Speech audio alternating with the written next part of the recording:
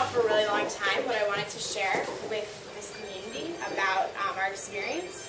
And as many of my close friends know, it's been really hard for me to put into words and clear thoughts what the trip meant to me and how I felt and all of the different parts of the experience.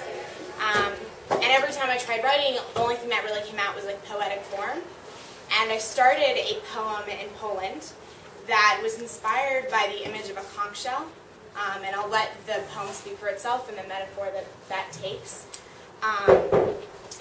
But I chose to bring a poem to you guys because I think what the trip left me most with was my own feelings and the resonance of what happened there and how it made me feel. And of course there was a lot of the educational aspects of learning about pre-war Poland and what happened in the war and after the war and what's going on today. But for me, what was most impactful was how I felt, and that's what this poem tries to express. So I encourage you, if you do have questions about more specifically the trip, feel free to ask me or anyone else, and we're going to be planning a few things, so I hope that you'll attend them if you're interested. And this is a rough version, so bear with me. Barefoot and exposed, I walk along the shoreline. With the clumping of million grains of sand, my toes tingle, reminding me of my humanness, my bodiness. The limitless of these grains tickle my brain as they tickle my limited body. A conch shell lies before me. My eyes gravitate towards its shades of white, pink, and gray, and its prickly exterior of barnacles.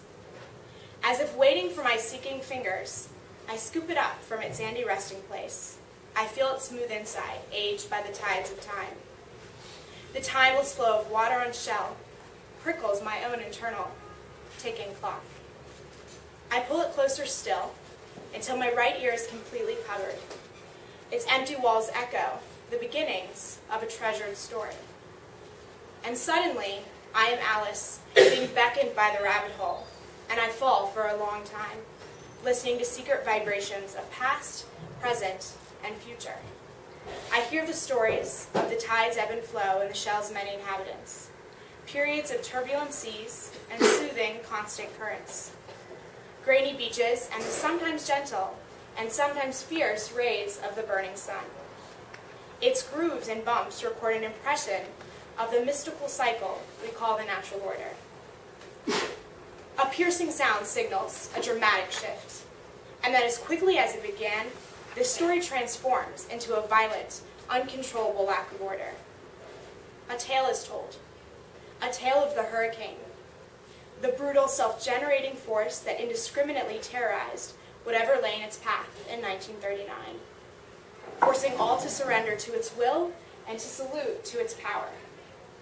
Propelled by the strength of this all-encompassing force, every conch tumbled, flew, and chaotically followed the barrage of pounding pressure.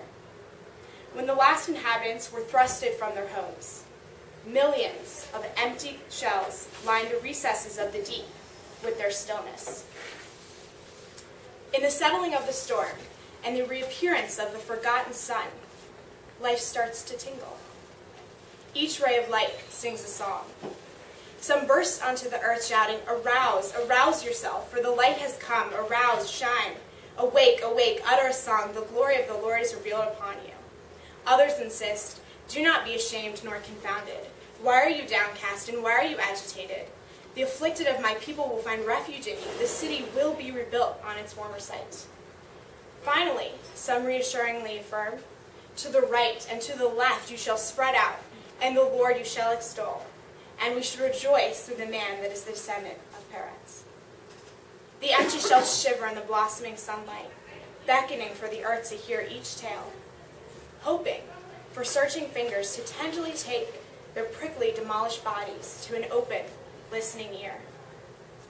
6 million stories to be told, 6 million unfathomable tales to be embraced. I wondered if such a task was possible, to open oneself up, to bear witness, to understand. I wondered all the way to Poland, and I feared that it was not. So I stood, and I listened.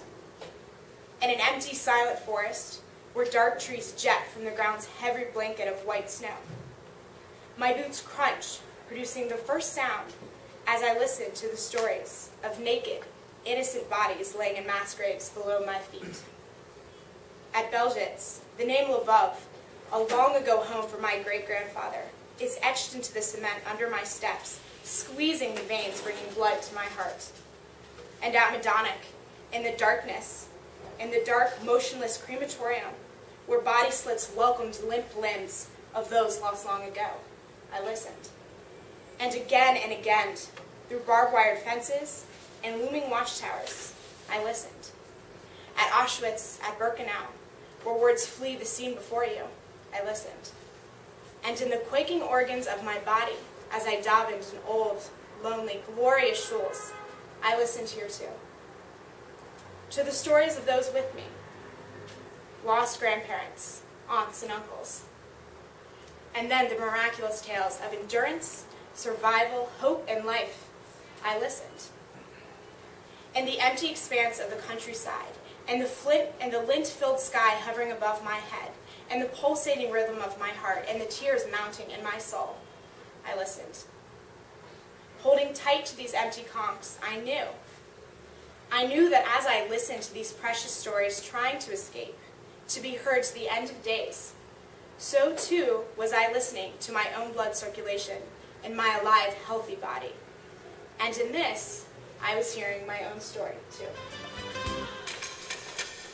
אני קם בעברית בבוקר ושותה בעברית קפה משלם בעברית ביוקר על כל דבר שאני קונה